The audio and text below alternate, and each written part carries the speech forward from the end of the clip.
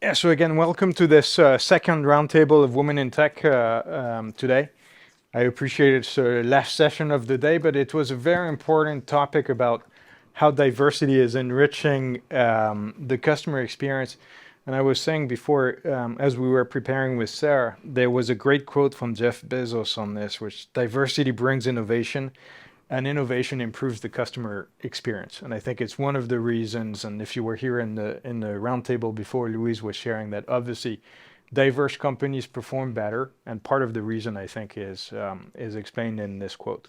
And I think so. We were going to do a roundtable and start first with presentations, and maybe also why you're here today and why diversity is important to you. And Jill, I was going to restart with you.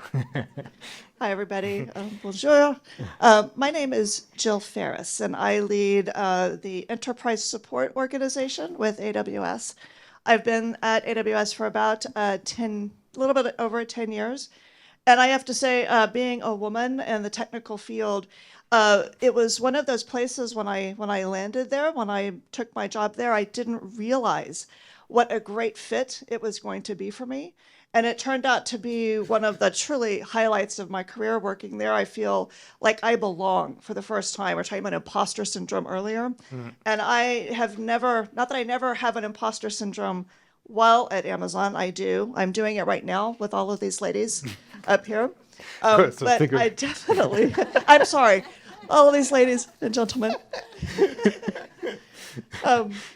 But I definitely think that it's been just such an amazing experience, and it's because of the way that Amazon focuses on customer experience. It's always been at the heart of what they do. It's really in their DNA, and I cannot stress that enough. It's one of our leadership principles, but it's in everything we think about. And often you'll read a narrative or a paper, and somebody will say, I can't see where the customer is in this.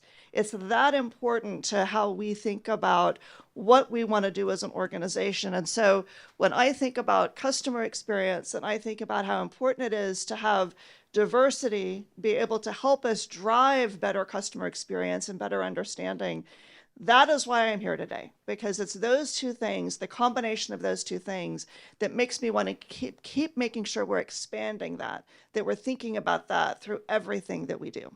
Well, thanks, Jill. I think part of the reasons why I love doing this is the passion around it. So thanks, it came through in the way you talk. Aliette, if you can also introduce yourself and explain why you're here. Sure. So, hello everyone. I am Aliette Mounier-Lompré. I'm the CEO of Orange Business. So, Orange Business is a network and digital integrator serving thousands of enterprise companies everywhere in the world. And why am I here today? Because diversity and inclusion really matters to me. I think mainly for two reasons. The first one, of course, we will talk about customer experience, but the first one is just for a question of equity and fairness. I think it's very important. You know, personally, I'm married to a woman, and as an LGBT person, I know what it means. You were talking about having the feeling that you belong.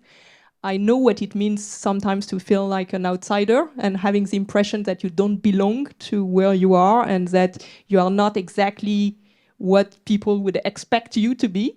So I think it's very important, and it's a matter of well-being of employees. It's a matter of mental health in many situations. So diversity and inclusion really matters.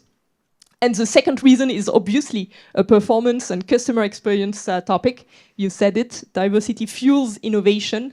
And diversity is not always an easy thing. Having diverse views in a discussion, in a debate, is not always easy to deal with. But it brings this richness of views, and it helps to tackle complex problems. And ultimately, you know, for instance, Orange Business is operating everywhere in the world. We need to have this diversity of views to serve our customers that are very diverse as well. I think I love what you just shared. I think this topic of feeling like you belong and being able to contribute and the equity aspect of it. So thanks for that. Julie, I think if you can also explain what an AWS hero, Virginie, excuse me, if you can also, it's been a long day for me. If you can also explain what an AWS hero is and some of the great things that you've been doing. So I started working in AI 22 years ago. So it's been a long time in AI. I've started with a PhD. At the beginning, it was not that cool to work in AI. And so I waited. I was a teacher. I wrote books and things like that. And now it is the big thing. So it's great for me. I've started my own company 1 year ago. And so I'm working with companies to help them to start their journey in AI. And so I think diversity is very important. And for AI, it is more important, I think, than for anything else, because there's a lot of biases in AI. And if you don't have a diverse team, you will not be able to find this kind of biases, because we have biases. Everyone has biases. And so you have to have a very diverse team, so to cover the most biases that you can think about. And it's vital for AI. If you don't have diverse team, you will not be able to do good thing. And for the AWS ML hero part, it is very difficult to define what it is. And we were speaking about that at reInvent. And something that we find is like working for AWS, but not being paid. So no, we are part of the community around. This is part of our frugality principle. It's like, well, it's being in the community around AWS to be able to speak with people in AWS working on the different products, to be aware of the roadmaps so that we have better insight for us and for our customers. And we are very few in the world. We are less than 300 people in the world. And so we are very proud to be AWS heroes. Well, thank you so much, Virginia. Sorry again for me embarrassing myself and and getting your name wrong. But Kate, I'm just going to skip you for 1 second, because I think Virginia was saying something around the importance of diversity in AI as well. And I think this is going to be, we were thinking about some of the next topics for a roundtable, and we think this is going to be a really important one. And we were discussing just before we got on stage some of the biases that we've seen in technology, not necessarily AI, because of the lack of gender representation in our case, right? And the one example I gave was airbags at the beginning, when they were released in cars, they were killing women and saving men because they had been designed by men and they hadn't been tested on women. And you had another great example that I'd love for you to share as well, and then introduce yourself. And then Kate, I'll go back to you. I'm Diara Fall. I'm managing director of Gradient. Gradient is a consulting firm specialized in data and analytics, and it is part of the group Rabo Partners. I'm here today to participate, to join this roundtable, because I think that diversity is very important, and I completely agree with Jeff Bezos. I think it's not very difficult to disagree with Jeff Bezos. I think we can all agree that no matter the company, no matter your client base, if you are in B2C or B2B, we can all agree that you have a very diverse client base. And then having a diverse team is very important to understand those customers, to make less biased decision, and also to build the relevant offers. And speaking to the example that we were discussing a few minutes ago about this relevant offer, there is a in healthcare, there is a lot of bias related to clinical tests, but also to AI, and I think Virginie will have also some example related to that. But one thing that is very important is that pills that are manufactured for example, for lung cancer, have been tested for a long period of time on men, and we all know that men doesn't have the same weight as women. They don't have the same lung shape or whites of women, and these pills were designed for men, so it caused obviously a lot of disaster, and that an example that show this question of bias related to lack of diversity. Thank you for sharing that. And Kate, if I can finish the round of introduction on why you're here with you, that would be great. Thank you for having me. My name's Kate Jensen. I lead the sales and partnerships teams at Anthropic, an AI company, which is why people keep looking at me. I joined today because I'm really passionate about this topic. I joined Anthropic after 7.5 years at Stripe, and in both places, I was very fortunate to work for female executives. I think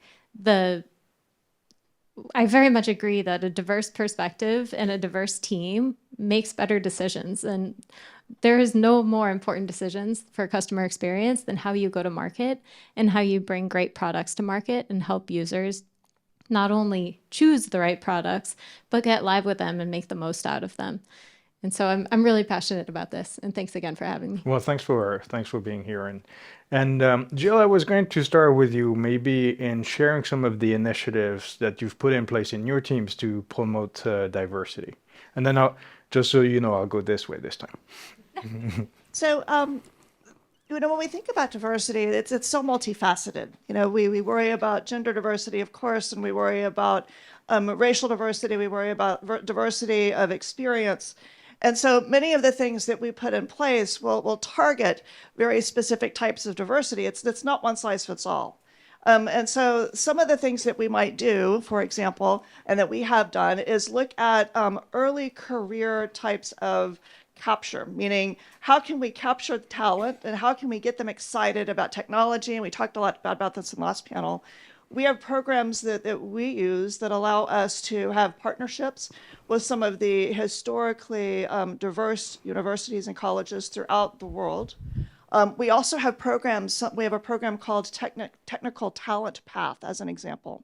And it's an internal program that allows us to identify specific technical talent and also think about diverse talent that we're looking for, and then seed those teams with those individuals so that we can very purposefully select talent from one organization and move them into another organization. Some of the other things we've done is we have 13 or so diversity groups that we have within Amazon today, and those, affinity groups. And those affinity groups are based on different diverse groupings. And it allows our individuals, they're all employee-led and run. There's thousands of members across the world. I think 200, I'm not going to quote that because I don't remember the exact number, but there are thousands of members across the world, and it allows us to make sure that you have a place of belonging, which we talked about. The place of belonging is really important because it allows us to have people that we can talk to that experiences different issues. It also helps people connect with others that share similar interests within different groups within AWS, and it allows us to kind of share our experiences across the globe. We have lots of members of affinity groups that aren't part of the group that the affinity group is representing. And that's the other key part. Our allies become very important. We have programs around allies, just to focus on that, and I'll pass it on. One that I really love is called Men as Allies. And that one has been really instrumental in helping us to teach empathy to some of individuals that may not understand what it's like to walk in this case, a woman's shoes, what they might have experienced. And it allows men to be able to ask questions in a safe environment. We're rolling that same type of program out to other diverse groups, creating ally programs and ally training so that it's easy to understand or easier to understand what it would be like to be empathetic to the situations that they have. Those are just a few. Well, thanks. I love our affinity groups, and the ally program is just incredibly strong and one of the new things we've been trying out. I had some question to you and some of the initiatives that you've put in place. And the reason I ask this is I think this is a place for us to be inspired by what some of the others have been doing rather than reinventing the wheel. And I know you've put a lot of great things in place. So in Orange, it's a mix of multiple things. It's first about embracing the diversity and inclusion stakes into a very broad understanding. It's not only about gender diversity, as you mentioned. It's about paving the way in the leadership team at the executive committee level. We have, for instance, this I would say, tradition in Orange of having a very strong woman into the executive committee. We used to have, for instance, Delphine Ernotte, who is now the CEO of France Télévisions. We used to have Barbara Dalibar, who is now the chairwoman of Michelin. So all those women have played this role modeling, and inspired lots of women into the company. I remember myself when I was a young woman in Orange, I had this stupid idea in mind that you could not become an executive while being a mother, that it would be too complicated to combine the two aspects of my life. And I was lucky enough to work for a female executive that just by being herself demonstrated to me that it was totally okay and totally feasible. And this was very inspiring and helpful for me. And then beyond all of this, of course, we have quantitative objectives. I think it's very important. You cannot improve what you are not measuring. So we have those objectives of, for instance, reaching by 25% women in technical roles and 35% women in management roles.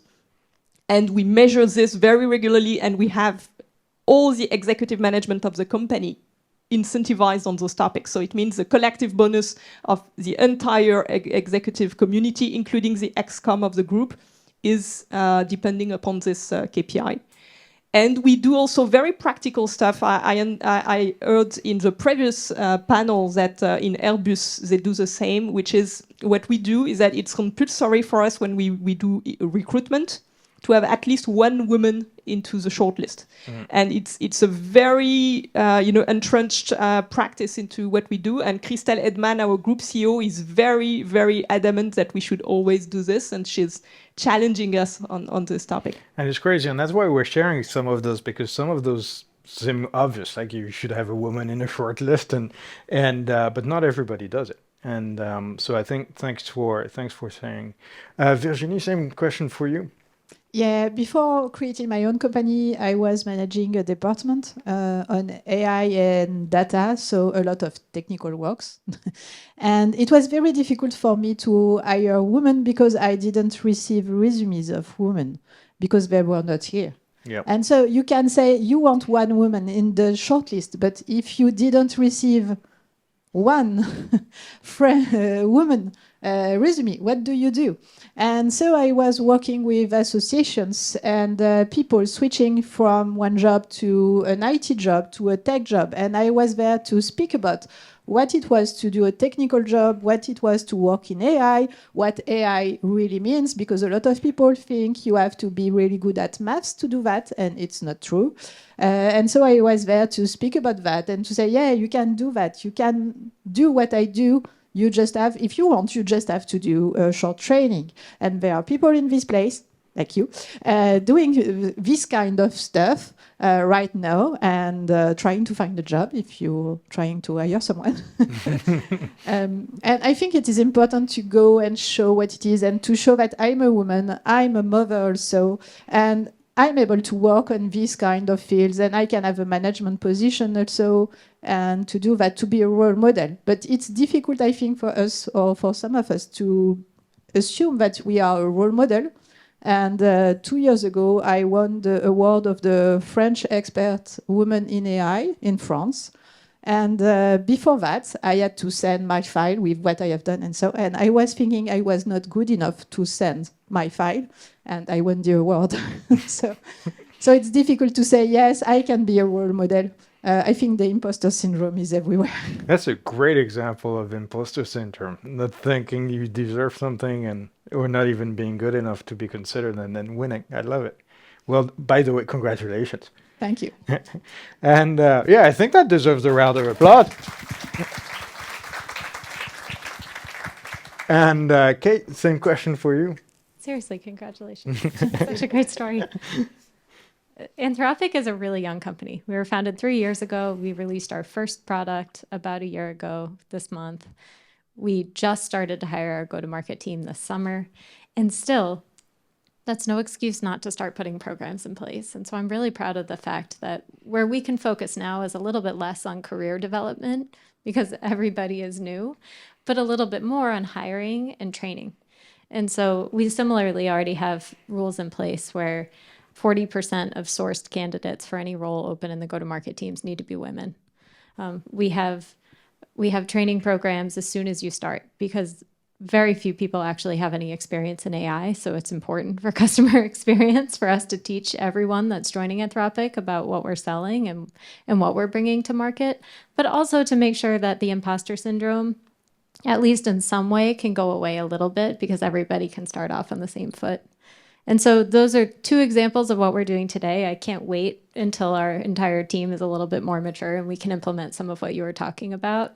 But for now, I'm pretty proud of what we're building. No, this is great. It's really good to start thinking about it in advance, especially as you're growing fast, because then at one point you look back and you're like, oh man, and then you have to fix it. And so, well done. Diara, same question for you then in terms of the impact it has for you. In terms of impact inside the group, Rainbow, we have 9 entities, and half of the 9 entities are led or co-led by women, and I think that's very important to attract female talents, like Aliette and Virginie said earlier, and to build that sense of belonging for the talent we attract. Another point that is also very important to us is that across the staff we have 34 nationalities inside the group, and also this is something that we are very proud of. And one thing that is also very important to me in Gradient is that we have a proportion of female staff that is 38%. And I think having female leadership, in leadership role helps a lot in attracting these female talent and creating this sense of belonging. And also helping, like Aliette said earlier, helping these talent, very, very diverse talent, project themselves into, growing in terms of career inside the company. And this is really interesting. And one of the reasons we do this is actually to demonstrate the fantastic talent that we have in women in technology, right? I think just you being up here and giving an example to people out there is incredible.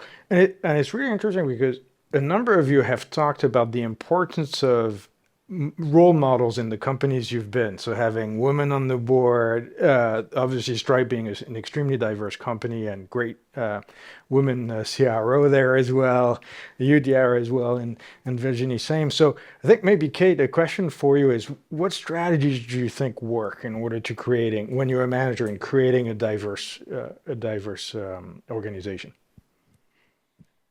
I think a lot of what we talked about in terms of putting programs in place and holding people accountable. I think you said it earlier, you get what you measure, and I couldn't agree more.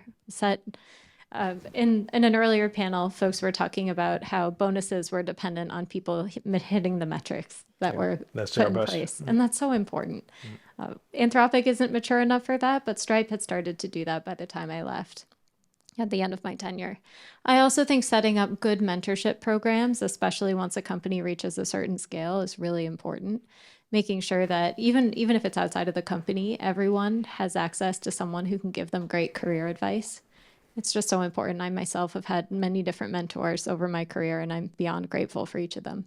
Yeah, no, I think the role of example is critical. Virginie, same question for you. I think you were sharing from your previous experience the importance of role models. And again, what strategies, you've seen that have been put in place that have increased diversity and have impact? I had 40% of women in my teams, and they were technical teams, so I was very happy about that. But in fact, I was working a lot with local people, networking, going to associations, doing conferences for free just to meet people and to say you can do that, mentoring people also, and so on. So I didn't have incentive on my side, no bonuses or fees or fee like that. But I wanted to do something and to find people and to find good people in AI, for working in AI. And so I've done a lot of networking associations, things like that, to find them. And I also went to high schools and things like that, because if you don't have a lot of women at the end in technical jobs, it is because they don't do the right studies, And so if they don't do the right studies because they don't think they can do them, so you have to go and speak to people that are very young. And so and I'm still doing some serious gaming with young women that are in high school, and just to show them what is AI and things like that. And I hope it will be useful, maybe not today or in 2 years or things like that, but at the end it will be useful in some way. Yeah, no, I think that was your call to action. Yes, in terms of going out there also and talking in schools and giving an example and being a role model. And so I think it's interesting that this is the second time we call this out. Jill, same question on your side in terms of strategies that you've put in place in order to improve diversity. Yeah, I think that the data, I'm gonna pop onto the data question again, but it's I agree with what everybody's already said. There's another thing that I think is important that was really transformational in my personal experience when we started looking at it, and that is making sure that compensation is equitable. And Amazon-wide actually does this regularly. And at the most, I think last year was the last time we did it, 98.9%, there was a 99.9% equity between male and female on the US, and it was 99.8 globally. So it's not 100% the same, but it's really, really close. The other thing that we started looking at is promotion cycles. It may not impact whether or not you do a promotion in that cycle. People should get it on merit. But we want to make sure that we're not leaving anybody behind. We call it dwell time, so that somebody isn't sitting in a position too long. We actively measure that and monitor that on an annual basis, usually during kind of our performance review cycle. So those are a couple of ways that has been really, really helpful, just to be able to look at the data and then make sure you're staying on top of it. So this is data on compensation and data on dwell time. I think those are two. Well, I mean, compensation, I think we all think about it, but dwell time is really interesting as well. One other thing I would just add too is that transparency is super important. And so you can't be transparent with everything because this is personal information, and we have to protect that too. But Amazon actually publishes, and it's available on the website today. You can actually look and see what our diversity data is for the last many years. And I am very proud that we have improved, but we have a long way to go. Like even today within our senior leadership roles, we have about a 25% women in those leadership roles. It's improved year on year on year, but we haven't made huge strides, which is another reason why we're here, is it's like we're not doing quite enough, even with all the programs that we've got to do. There's so much more. One of the initiatives my boss has put in place for us at the European level is called the +1 initiative, which is any team that is not 50% men and women needs to have +1 woman this year. I think it's a pretty simple one. We all remember. +1 it's called. And so I think it's a great initiative just put in place, and that will be easily measurable as well. I was going to shift gears a little bit and then just go back around this way in terms of some of the blockers you've seen in promoting diversity in your organizations, and maybe how you've overcome some of those blockers. So I will respond differently, both on a personal and professional level. On the professional level and on a personal level first, I think I can see myself in a mirror and see that I do not necessarily fit or correspond to the traditional leadership role. And the way I tackle it is that first, sometimes use humor and humility, because we have discussed a lot about the humility. And I think it works for everybody, no matter your skin, your color of skin, is that just look up to people that inspire me. And I like to look sometimes to Obama and Oprah and tell to myself that, hey, even these people, they have accomplished a lot, but still they can be questioned. People can question their credibility or ability, and sometimes for good reason, sometimes not for good reason, and it's okay. This is the first point. And the second point is that, and we have discussed also about this in the previous session, is having a support system around you. It can be formal, it can be not formal, it can be male or female.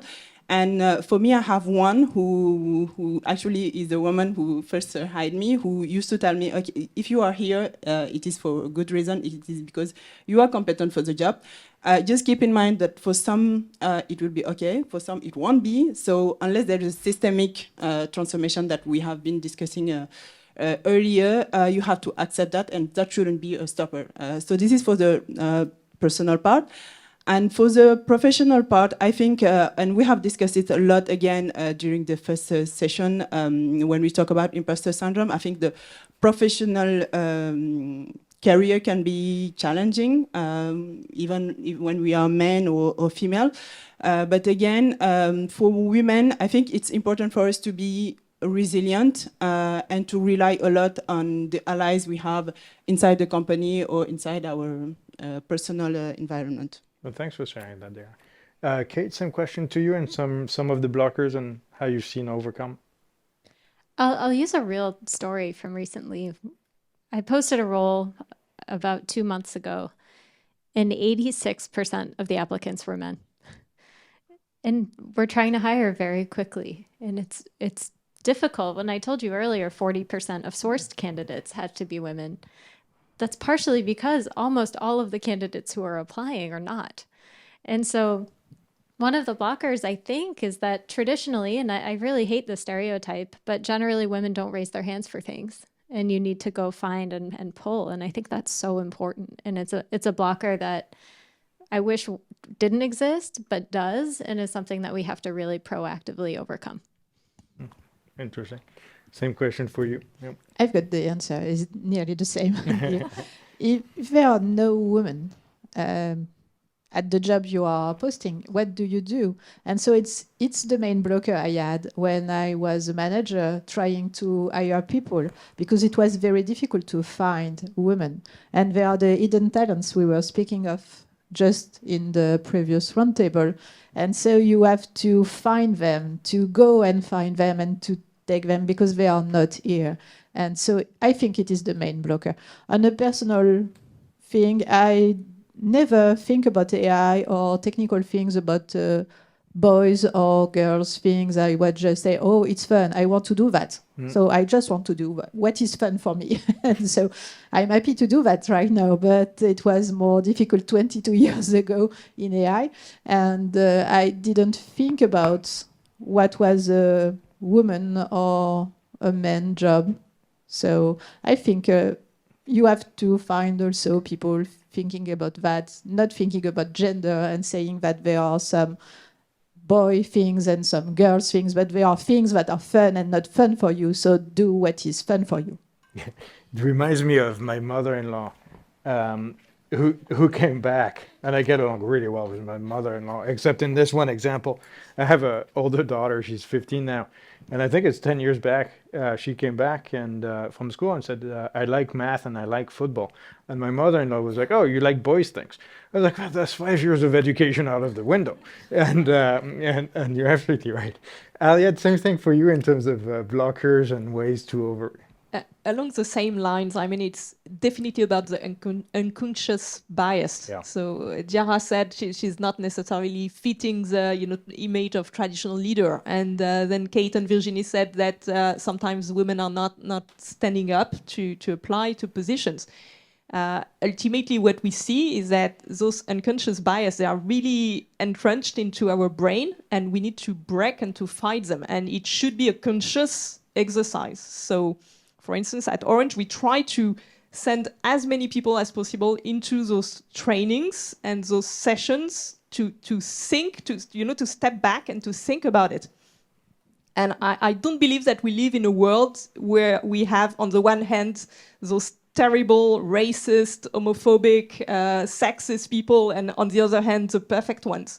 We all have this in our brain, and it's very important to think about it. And I just wanted to share a story, which is that, so my boss is a woman. She's called Christelle Edman. She's the CEO of the Orange Group.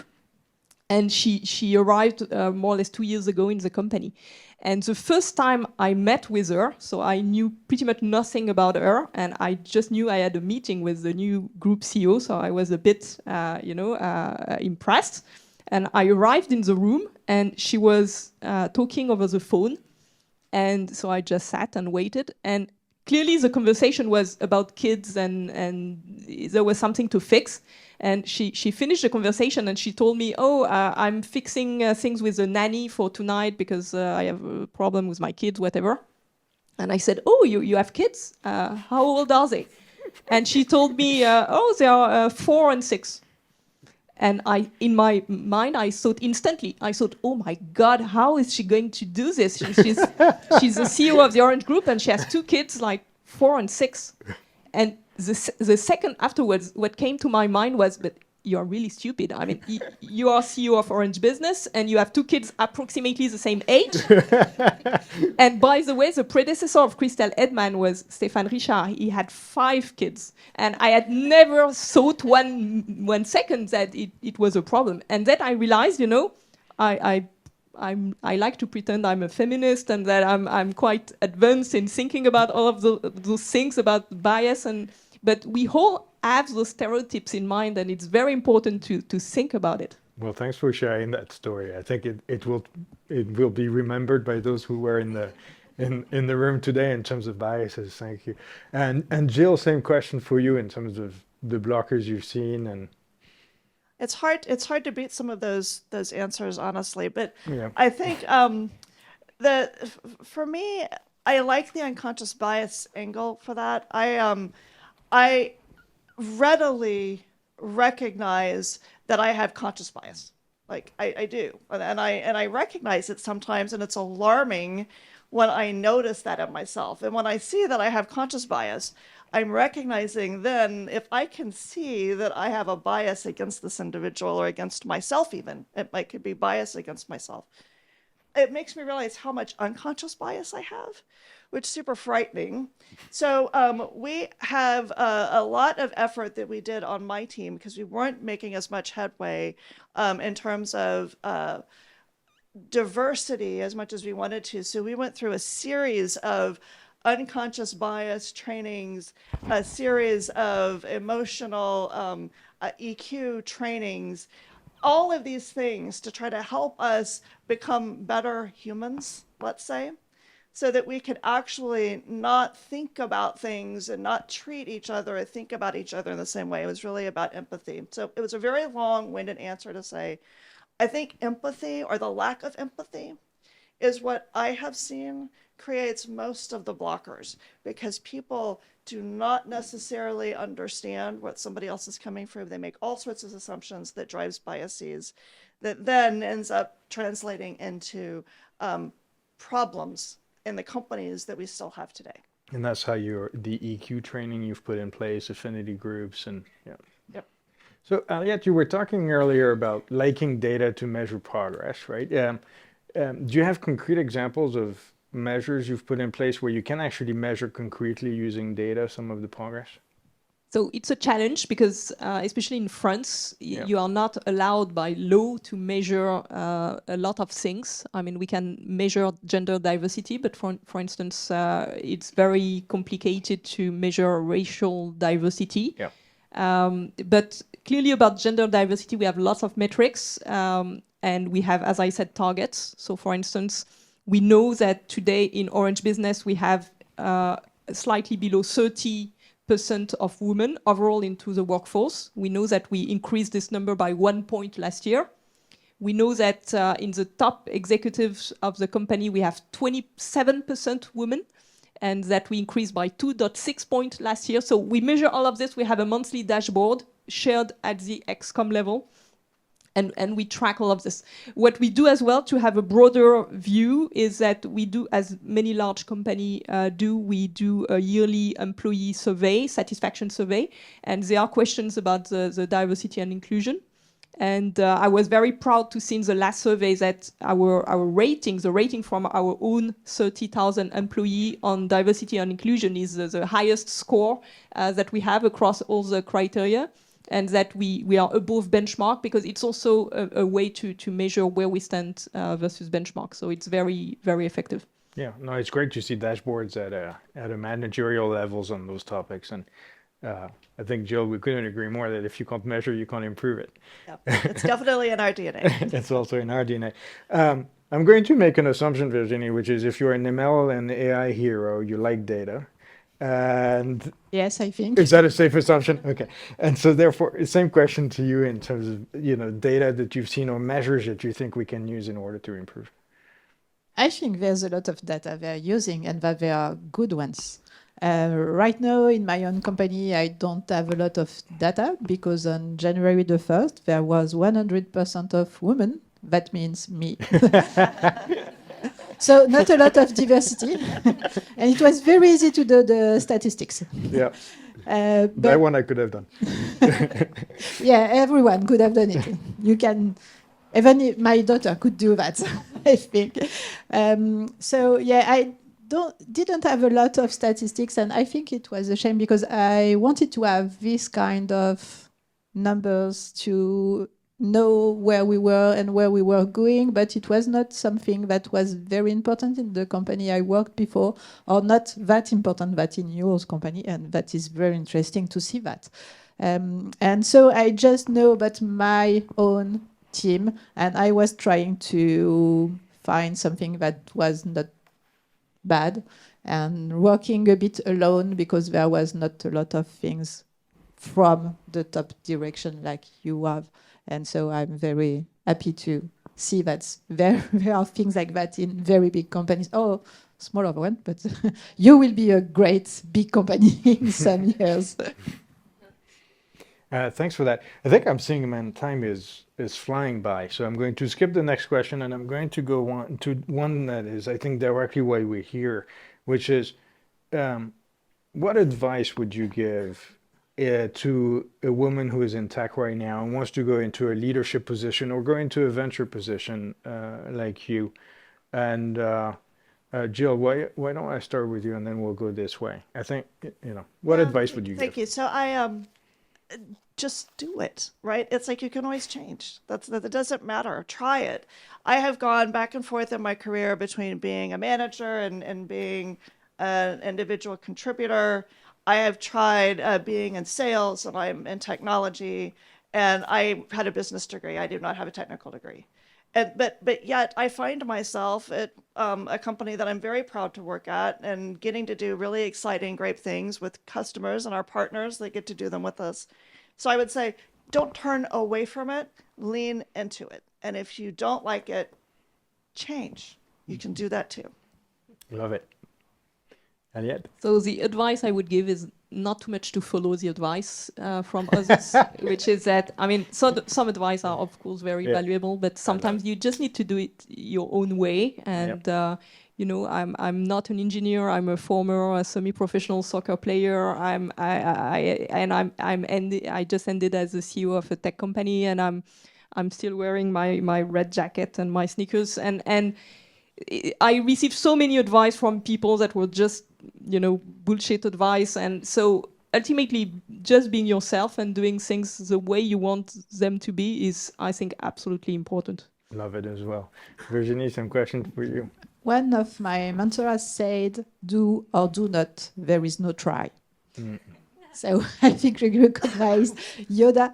And I think it is important. It is like you have said, Jill, do it, just do it. And if every woman in the field can manage to take one other woman in the field, there will be the parity very soon, in fact. Okay. Simple. Kate, same question. Simple. I love it. Yeah. I'm going to say what Jill said, which is try a lot of things. I started my career as a mechanical engineer in the mining industry. I'm now at an AI company in go-to-market. I've done a few different things in the middle there. And all along the way, the other piece of advice, which maybe you should or shouldn't take, but I think this one's okay, is find a mentor or a coach who will give you candid advice and feedback along the way. Help you to figure out what you yourself are good at, what you yourself need to work on, and what you yourself want to work on. Because if you don't want to work on something that you're not necessarily great at, you're probably never going to become great at that thing.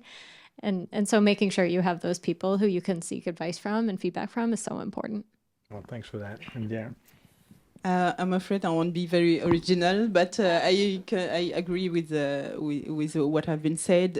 So dare to do it, like Jill said, do it. Be resilient when it's hard. Find your support systems around you, and come back and contribute to these kind of events, because it's important to push the board further. Yeah, a friend of mine was saying, if you win all the games, you are not playing in the right league. So even if you sometimes it's hard, you should continue. That is very true. I think we're going to conclude this. I had one more question, but that means we'll keep it for the next roundtable. And it was going to be for Virginie and Kate on diversity and equity and inclusion in AI. And I know it's a huge topic at Anthropic. I was talking about it with Tom a little bit earlier. And but we'll come back. Sounds good. Virginie, I hope you'll come back and you'll excuse me. With great pleasure. Great. Okay. Well, thank you, everyone. I think a big round of applause for our panel here. Thank you. I believe it's also time for aperitif at this time, which is the conclusion of the summit. But thanks so much for having been here with us today. Thanks so much for the passion you've heard from everybody. Thanks also for sharing so many of those stories. Some of them are pretty personal, so thank you very much. And one other thing, thank you, Julien, for leading you. it. Thank you very much. Thank you, Jill.